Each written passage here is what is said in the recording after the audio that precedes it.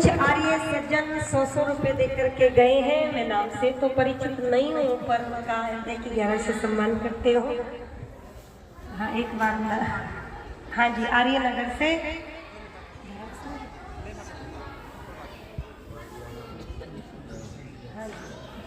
आर्यनगर से शभे श्रीमान धर्म सिंह जी 100 रुपए देकर के सम्मानित करते हैं। और आर्य जगत की प्रसिद्ध भजनोपदेशिका हमारी बहन कल्याणी आर्या जी, जो इस समय बहुत अच्छा काम कर रही है, हमें बड़ी खुशी होती है। बहनें जब हमारे सामने, अभी जकराना में मेरा और कल्याणी का एक साथ कार्यक्रम था, एक साथ मंच पे बैठ करके जब काम करते हैं तो बड़ा अच्छा लगता है।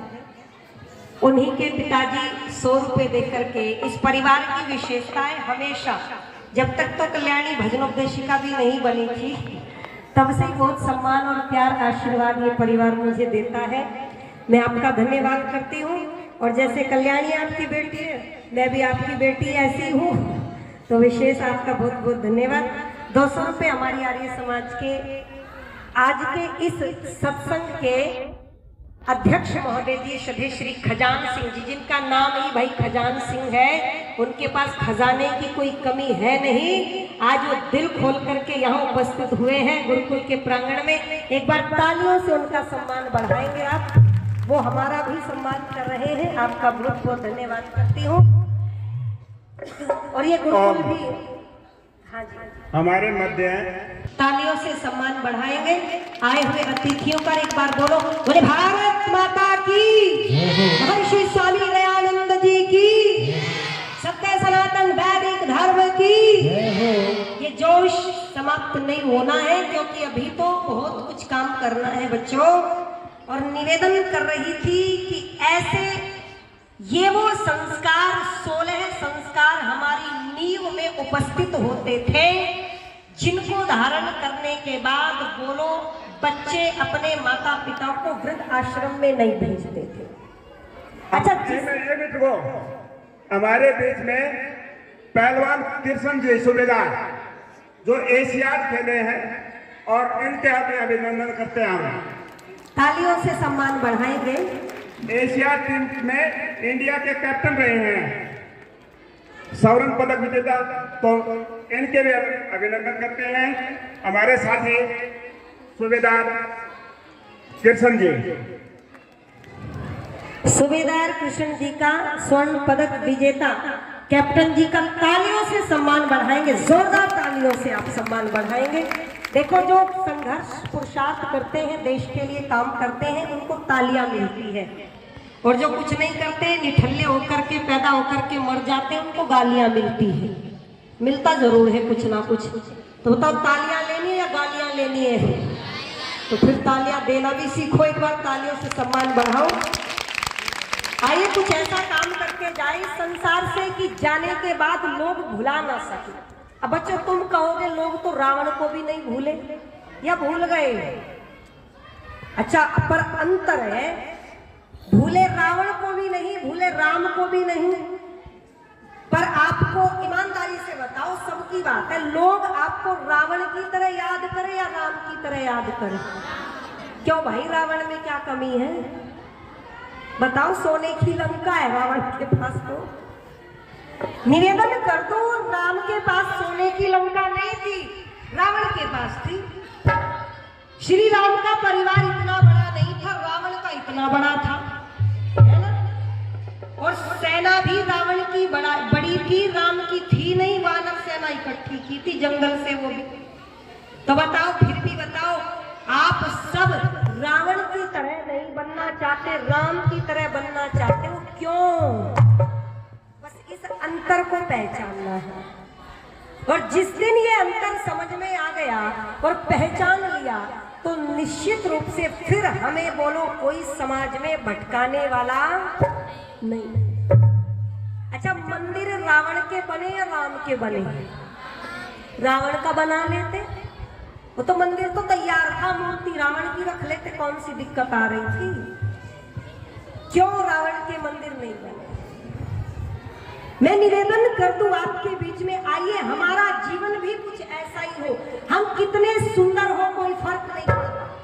याद रखना बच्चों, हम कितने भी सुंदर हो, कितने लंबे चौड़े हो, कितने पहलवान हो, कितनी लंबी गाड़ी में चलते हो, कितनी ऊंची बिल्डिंग में रहते हो और कितना भी बड़ा बैंक अकाउंट रखते हो, पर यदि हमने पुरुषार्थ करके समाज के लिए कुछ नहीं किया तो बोलो हमारे मरने के बाद लोग हमें याद नहीं करते।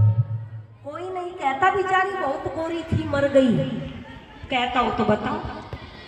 कोई नहीं कहता बहुत लंबी चौड़ी थी मर गई, कोई नहीं कहता बड़े और इसका बैंक अकाउंट करोड़ों में था बेचारा मर गया। बोलो लोग क्या कहते हैं? लोग कहते भाई भला आदमी था, दानी था, सज्जन था, चला गया और इसके जाने से समाज की हानि होगी। ऐसे जाना है कि जाने के बाद लोग आपको याद करें और जाना निश्चित पड़ेगा, जाना तो पड़ेगा भाई। ऐसे जाना महर्षि स्वामी दयानंद के विरोधी रो रहे थे। जब ऋषि दयानंद की मृत्यु हुई तो पूछा लोगों ने तुम क्यों रोते हो कट्टूलाल, तुम्हारा क्या बिगड़ गया? तुम तो गालियां देते थे दयानंद को, खुशी मनाओ। बोले अरे मैं इसलिए रोता हूं दयानंद दुनिया से बेदाग चला गया है। लोगों ऐसे जाना कि विरोधी भी जाने के बाद फुट करके रो। निश्चित रूप से आपके सामने ये बात रख देना चाहूं, और ऐसे वो लोग कौन थे? वो संस्कारित किए जाते थे, और संस्कार जब व्यक्ति के जीवन में बढ़ जाते हैं तो मूल्य बढ़ जाता है। जैसे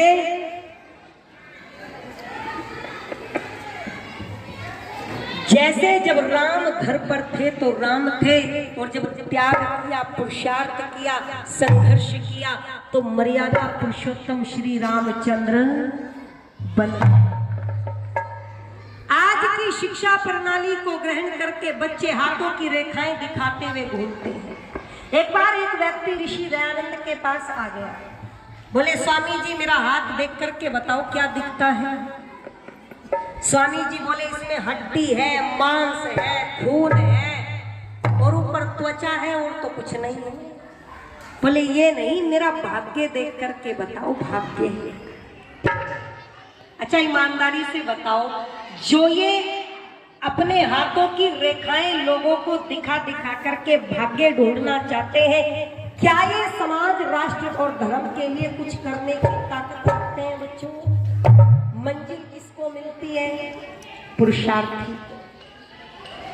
अच्छा आप विद्यालय एग्जाम में बैठ करके कॉपी में कुछ मत लिखना और बाबा जी से पूछ लेना, बाबा जी बताओ फर्स्ट आऊंगा या सेकंड? तो बोलो फर्स्ट आओगे या सेकंड? कुछ भी नहीं आओगे, फेल हो जाओगे। मैं निवेदन कर दूं आपके बीच में, अगर इस साधारण से जीवन में भी हमें कुछ प्राप्त करना है तो पुरुषार्थ करना पड़ेगा। और तब ऋषि दयानंद ने कहा अरे हाथों की लकीरों में कुछ नहीं है, अगर देखना चाहता है तो देख, कृतम में दक्षिणे हस्ते जयो में साजिए आहित, कि मेरे दाएं हाथ में मेरे विचार पूर्वक कर्म है और मेरे बाएं हाथ में बोलो उसका सुंदर सा फल है। बस याद रखना ये पुरुषार्थ की शिक्षा ही तो दी जा रही थी योगीराज श्री कृष्ण के माध्यम से। कुरुक्षेत्र का मैदान लगा है और दोनों तरफ सेनाएं खड़ी हुई है, परंतु अर्जुन के मन में दादा भीष्म को देख करके, गुरु द्रोणाचार्य को देख करके, गुरु कृपाचार्य को देख करके मोह जाग गया लोगों में। और जब मोह जाग गया तो अपने गांडीव को रख करके कहता है माधव मैं इनसे युद्ध नहीं करूंगा। अब सुन लेना, तुम जब अर्जुन का पक्ष सुनोगे तुम्हें अर्जुन सही लगेगा। उस दादा को मार दूं जिसकी गोद में खेला हूं। अच्छा ठीक कह रहा था या गलत? चिंतन करो, ऐसे थोड़े आर्य समाज के जलसे होते हैं। चिंतन करो अर्जुन सही था या गलत। निवेदन कर दो, उस गुरु को मार दो जिसने ये धनुष बाण चलाना सिखाया। कैसे मार दो? साधारण बुद्धि को तो लगेगा अर्जुन सही कह रहा था, गलत तो कृष्ण ही था। और सुन लेना अंत में, अरे कैसे मार दूं माधव, इनको नहीं मार सकता मैं। और ये पड़ा तेरा धनुष, ये पड़ा तेरा तीर, और मैं चला। जब चलने लगा तो कृष्ण ने कहा ठहरो अर्जुन ठहरो, रुको। फिर अर्जुन बोला रुकने का तो समय नहीं है, बात नहीं है रुकने वाली। सुन ले माधव, अब मैं युद्ध नहीं करने वाला। और क्या कहता है अर्जुन, तो सुनो लोगों। ओ माधव सुन बात हमारी, मैं नहीं युद्ध करूंगा। ओ माधव सुन बात हमारी, मैं नहीं युद्ध करूंगा। तो ध्यान तनिक न्यायकारी, मैं नहीं युद्ध करूंगा। तो ध्यान तनिक न्यायकारी, मैं नहीं युद्ध करूंगा।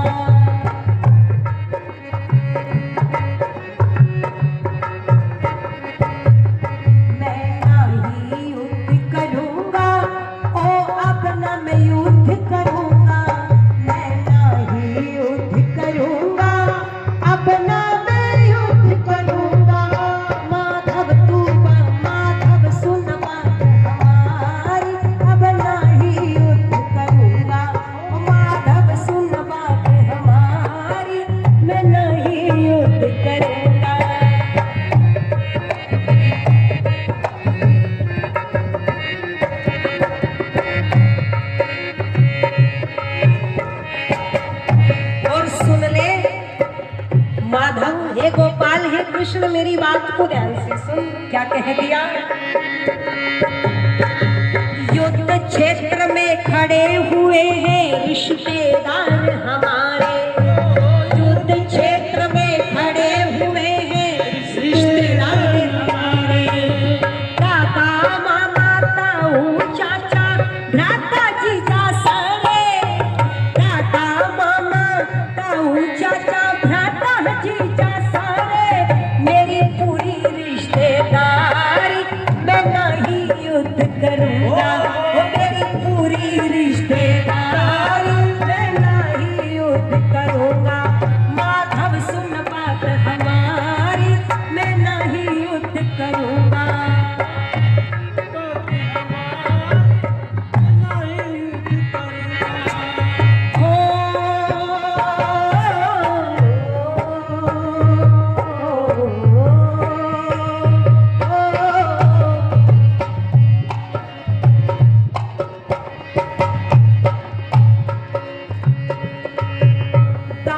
भीष्म ने माधव में अपनी गोद खिलाया। दादा भीष्म ने मैं माधव अपनी गोद खिलाया। गुरु द्रोण ने अस्त्र शस्त्र विद्या का जान कराया। गुरु द्रोण ने अस्त्र शस्त्र विद्या का जान कराया। इनका ऋण है मुझ पे भारी, मैं नहीं युद्ध करूंगा। इनका ऋण है मुझ पे भारी, मैं नहीं युद्ध करूंगा। माधव सुन बात हमारी, मैं नहीं युद्ध करूंगा।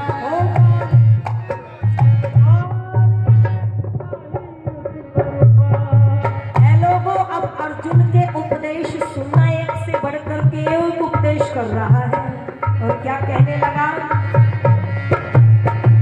अमर सदा ना रहना जग में, काल एक दिन का था। अमर सदा ना रहना जग में, काल एक दिन आता। सृष्टि का ये नियम अटल है, जो आया वह जाता।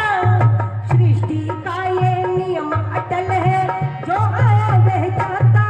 योगी तप कहते योगी तपधारी, मैं नहीं युद्ध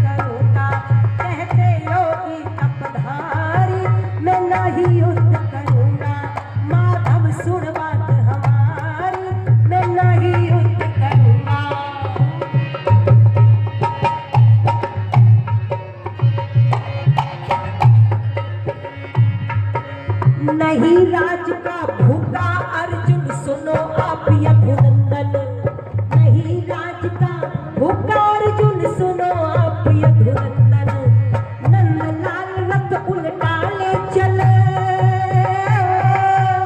नंदलाल रथ उल्टा ले चलते रहे अब क्षण क्षण तू वेदों का परिचारी, मैं नहीं युद्ध करूंगा तू वेदों का परिचारी, मैं नहीं युद्ध करूंगा। माधव सुन बात हमारी, मैं नहीं युद्ध करूंगा, माधव सुन बात हमारी, मैं नहीं युद्ध करूंगा, माधव सुन बात हमारी, मैं नहीं युद्ध करूंगा। चलो करने की चलो, चलो करने की तैयारी, मैं नहीं युद्ध करूंगा, माधव सुन बात हमारी, मैं नहीं युद्ध करूंगा।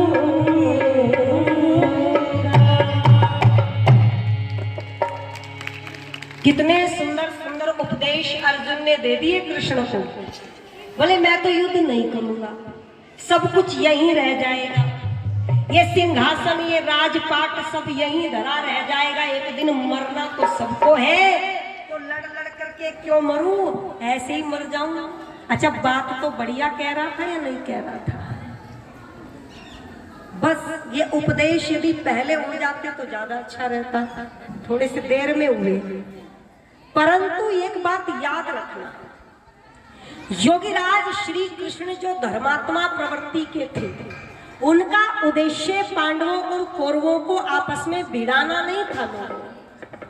यदि उनका उद्देश्य लड़ाना, लड़वाना, भिड़ाना, भिड़वाना होता तो योगीराज जैसा धुरंधर आदर्शवादी सुचरित्र व्यक्तित्व के धनी, बोलो कभी दुर्योधन की सभा में संधि का प्रस्ताव लेकर के नहीं जाते।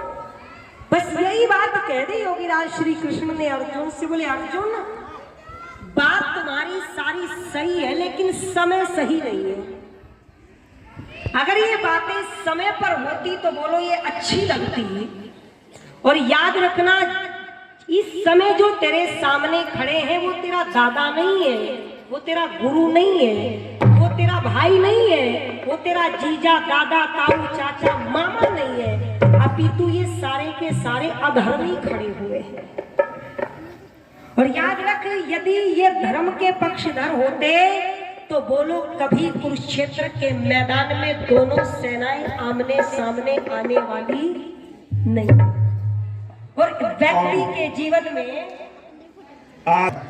एक बार तालियों से सम्मान बढ़ाएंगे और मिलकर के बोले भारत माता की, भारत माता की।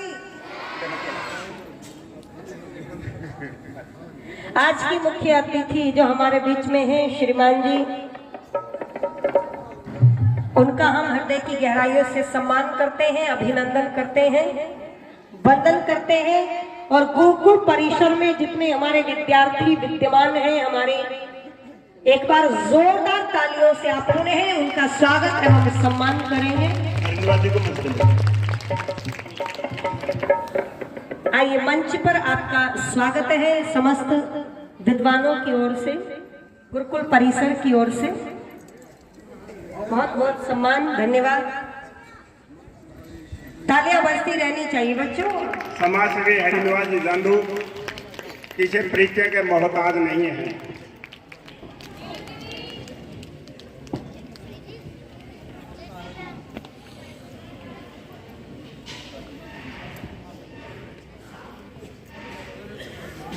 और रोड कंस्ट्रक्शन कंपनी है जांदू कंस्ट्रक्शन कंपनी, पूरे भारतवर्ष में इस कंपनी का जाल बिछा हुआ है। सबसे पहले मैं भाई परमजीत